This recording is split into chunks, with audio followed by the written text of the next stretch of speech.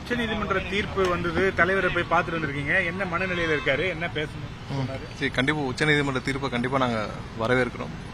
ஏன்னா எங்களுடைய மனசுல என்னென்ன குறைகள், என்னென்ன கேள்விகள் இருந்துச்சோ அதை கண்டிப்பாக உச்சநீதிமன்றம் அந்த கேள்விகளை தங்கள் வாயிலாக எழுப்பியிருக்கிறார்கள்.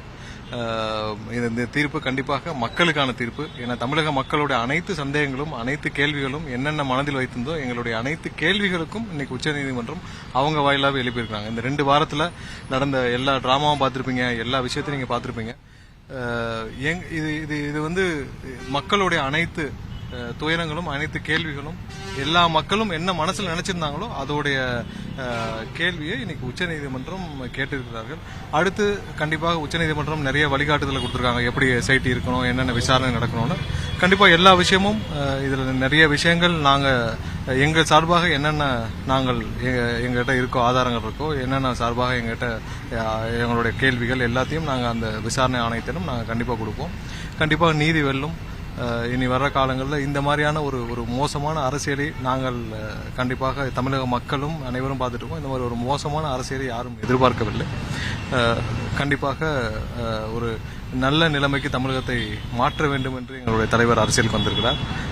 அதில் கண்டிப்பாக முற்றிலும் தமிழக மக்களுடைய முழு ஆதரவுடன் அது மிகப்பெரிய ஒரு நிலைக்கு எடுத்து செல்ல வேண்டும்.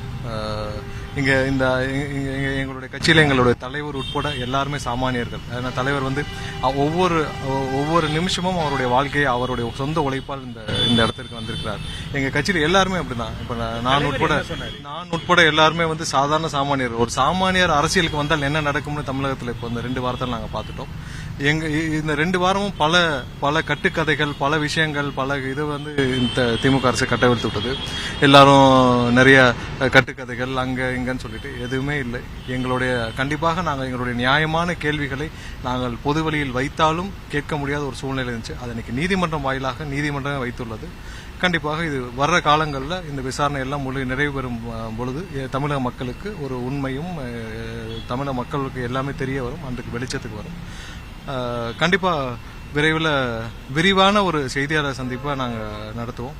அது வரைக்கும் நாங்கள் விரைவில் எங்களுடைய தலைவரும் கரூர் மக்களை, அந்த பாதிக்கப்பட்ட மக்களை சந்திக்க உள்ளார். அது வரைக்கும் கண்டிப்பாக நாங்கள் எதையும் அரசியலுக்காக இந்த கடந்த 2 வாரத்தில் நாங்கள் எதற்காகனா எதை பேசியிருந்தாலும் அது அரசியலுக்காக இருக்கும். நாங்கள் அரசியலுக்காக அதை பேசுற மாதிரி இருக்கும், அரசியலுக்காக பண்ற டிஃபென்ஸா இருந்திருக்கோம். அதை செய்ய நாங்கள் விரும்பவில்லை. ஏன்னா அது எங்களுடைய சொந்தங்கள், எங்களுடைய உறவுகள், எங்களுடைய நண்பர்கள் இறந்திருக்கிறாங்க. இன்னும் சில நாட்களில் எங்களுடைய தலைவர் அந்த மக்களை சந்திப்பார். சந்தித்த பிறகு ஒரு விரிவான செய்தியாளர் சந்திப்பை நாங்கள் எடுப்போம். அன்னைக்கு இன்னும் டீட்டெயிலாக பேசுவோம். அது வரைக்கும் எங்களுக்கு அந்த டைம் நீங்கள் கொடுக்கணும்னு கேட்டுக்கிறோம். இன்னைக்கு உச்சநீதிமன்றம் வாயிலாக கேட்டதனால் நாங்கள் எங்களுடைய தேர்தல் மேலாண்மை போச்சு சகோதரர் ஆதவர்ஜன் பேசியிருக்காரு. இன்னும் நிறைய டீட்டெயிலாக பேச வேண்டி இருக்கு, நிறைய இருக்கு. கண்டிப்பா விரிவா பேசலாம். அது வரைக்கும் எங்களுக்கு அந்த டைம். தலைவர் என்ன சொன்னாரு?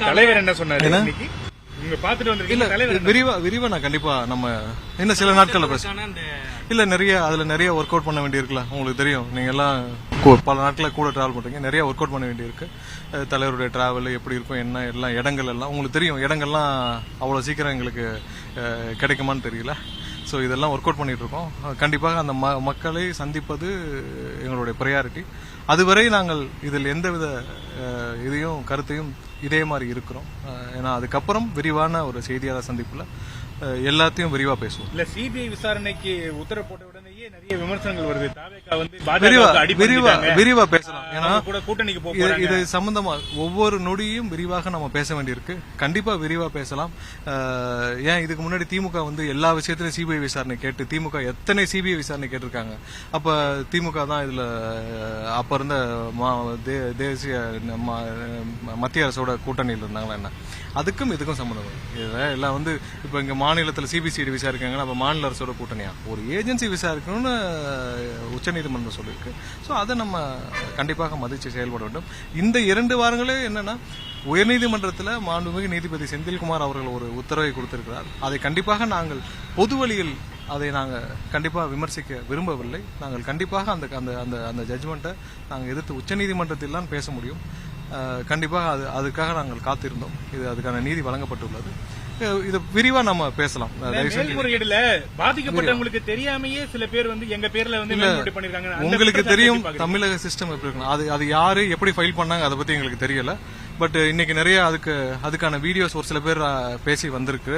ஸோ இது தமிழ்நாட்டில் உங்களுக்கு தெரியும், கரூர்ல ஒவ்வொன்றும் மிரட்டப்பட்டு ஒவ்வொருத்தரும் பிறல் சாட்சி மன்னராக இருக்கும் ஒரு கேஸுக்கே சொந்தக்காரர் திரு செந்தில் பாலாஜி அவர்கள். ஒரு கேஸ் அதனாலதான் அந்த கேஸ் வந்து சுப்ரீம் கோர்ட் போய் திரும்பவும் மறு விசாரணைக்கு வந்திருக்கிறது. பிறல் சாட்சி ஒரு 50 பேரையே பிறல் சாட்சி சொல்ல வச்ச செந்தில் பாலாஜிக்கு இங்க இருக்கிற 4 பேரை மிரட்டி மாத்தி பேச வைக்கிறதெல்லாம் பெரிய விஷயம் இல்ல.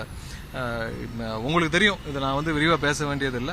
கண்டிப்பா சில நாட்கள்ல இதை பத்தி விரிவாக நம்ம பேசுவோம். பாதிக்கப்பட்டவங்க தரப்புல இருந்து உங்ககிட்ட யாராவது அணுகுனாங்களா, எங்களை மிரட்டுறாங்க அந்த மாதிரி யாராவது அணுகுனாங்களா?